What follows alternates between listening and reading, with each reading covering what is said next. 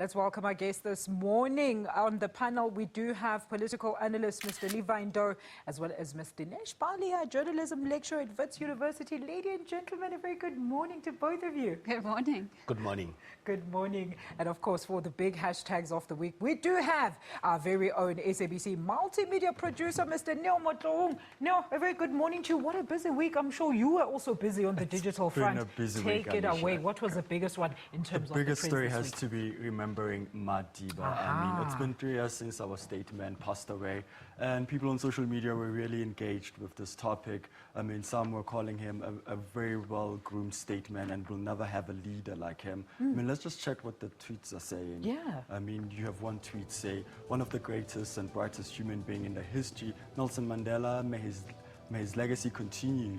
Guide us forever, and big ups to him. This is what people are saying. I mean, he was such a great man, but also on this day, people were remembering Robert Sobukwe. That hashtag also made news where people were saying it's his birthday and he should be remembered, and some were also calling for his birthday to be made a national holiday. So it's an interesting story. It's an interesting date, actually, because moving on to our next story about the LGBT activist who got murdered in Cape Town, whose body was also found on Monday morning. My goodness. Allegedly, it's a hate crime. It's a hate crime because it's reported that she was murdered by a group of men, and some people really took to social media to bring the story. And this story actually broke on social media, Alicia, before any news agency brought the story up. What did they say? Let's see what they're saying on Twitter.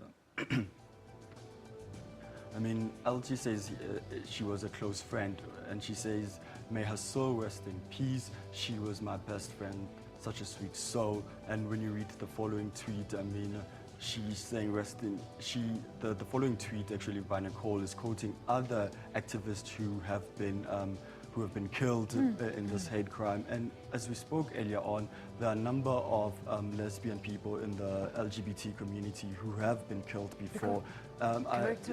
Corrective rape. But the government came out also to say that they are putting measures on to stop this.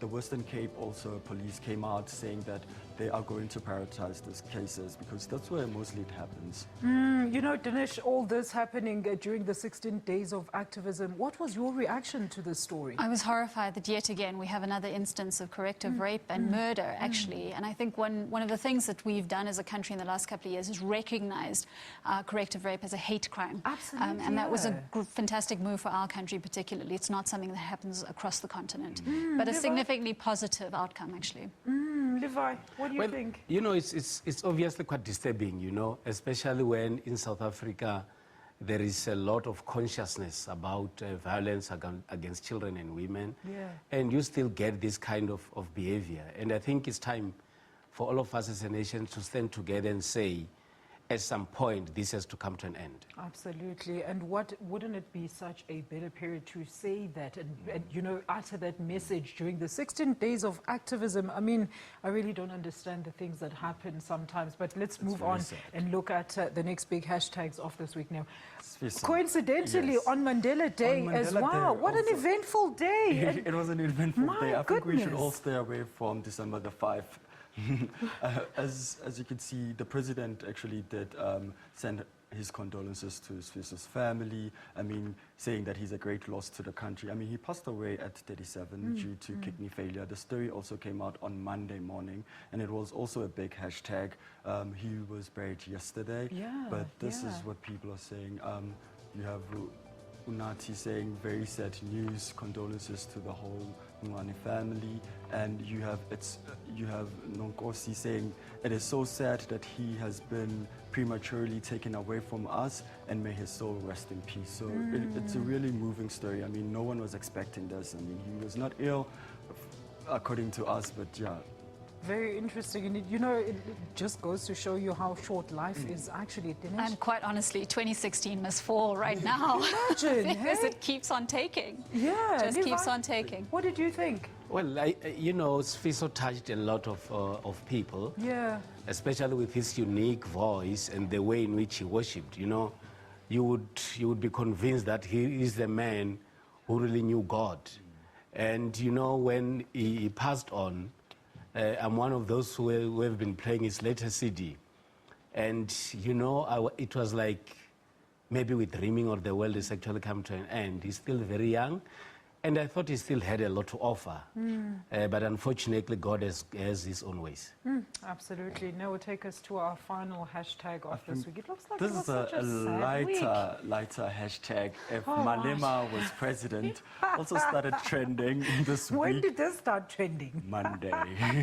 What did they It say also here? broke news on Monday. People were really saying that the police won't act the way they're acting now. I mean, he says cops would not behave as they do now, killing innocent people. And you have Notando saying South Africa would be no home for racism was going to be a crime. I mean, we've seen incidents of racism in the country recently with Facebook posts and with Penny also, facing the law this year. So it's been a very hectic year when it comes to racism and posts. And there are still posts coming out of racism nature. So people are really calling for Malema to be president. And If Malema was president? Then I'd have to wear red. I don't wear red. So I'd be stuck. Well, I think it's also a response to the manner in which there seems to be some degree of leniency on racism. And it can be Malema, it can be anybody else, but I think racism is about us.